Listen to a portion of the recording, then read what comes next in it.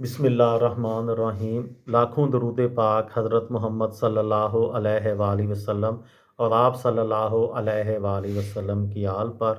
السلام علیکم، میرا نام افتخار احمد ہے اور آپ میرا یوٹیوب چینل نالج دیکھ رہے ہیں۔ امریکی صدور کے دورہ پاکستان کے متعلق ایک سیریز شروع کی ہوئی ہے، اس میں آج ڈو مور کا دوسرا حصہ۔ فوجی وردی کو اپنی کھال سمجھنے والے صدر جنرل مشرف کے سامنے صدر بش نے اپنے پیش رووں کی طرح جمہوریت کے محاسن بیان کیے اور پاکستان کے روشن مستقبل کے لیے مکمل جمہوری حکومت کے قیام پر زور دیا۔ جنرل مشرف نے کہا کہ وہ پاکستان اور امریکہ کے درمیان تعاون کا نیا دور دیکھنے کے خواہش مند ہیں۔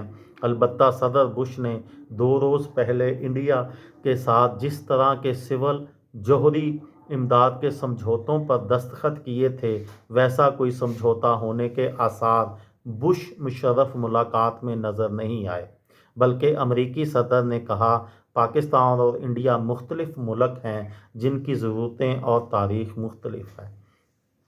ایوان صدر میں 2 گھنٹے سے زیادہ طویل اس سربراہ ملاقات کے دوران شہر کی فضا امریکی بلیک ہاک ہیلی کاپٹر گردش کرتے رہے، جبکہ زمین پر سخت ترین حفاظتی انتظامات کیے گئے۔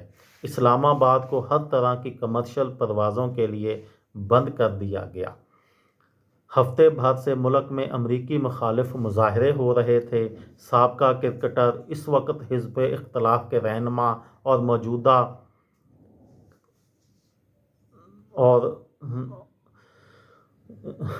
عمران خان، جو اس وقت امریکہ مخالف احتجاجی جلوس کی قیادت کرتے تھے، 1 روز پہلے حراست میں لے لیے گئے۔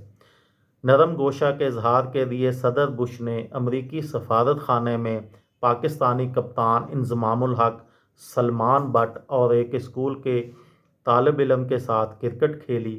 بیس بال کے شوقین امریکی صدر کو ٹینس گیند کے ساتھ کرکٹ کھلانے سے پہلے بشیر ساربان کی طرح کرکٹ کے اطوار سکھائے گئے۔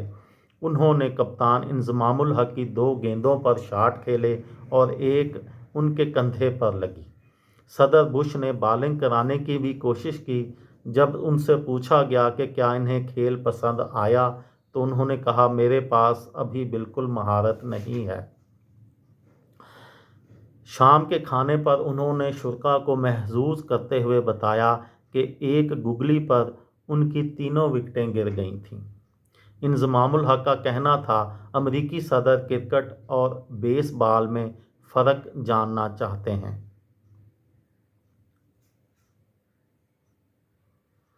صدر باراک اوباما 2010 اور 2015 میں 2 بار 3 دن کے لیے دلی گئے مگر پاکستان نہیں آئے۔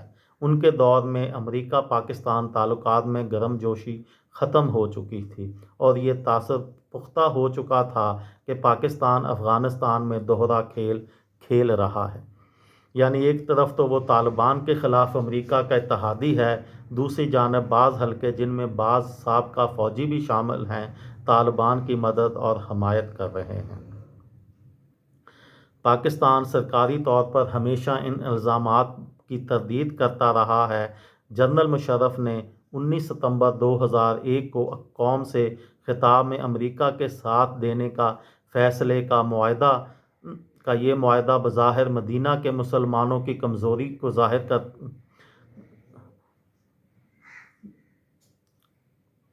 صلح حدیبیہ کا بطور خاص ذکر کیا تھا۔ جنرل مشرف نے اور مسلمانوں کی کمزوری اور نوزائیدہ ریاست مدینہ کے لیے اس کے دوردست مثبت نتائج سامنے لایا تھا۔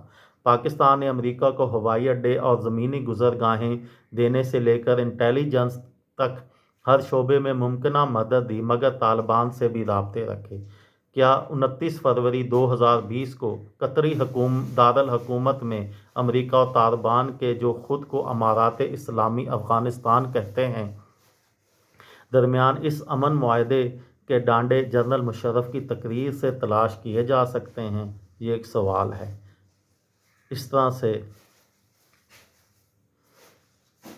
یہ تھی میری آج کی ویڈیو۔ کسی دوست کو، کسی بھائی کو، کسی بہن کو فائدہ ہو تو مجھے دعاؤں میں یاد رکھیے گا۔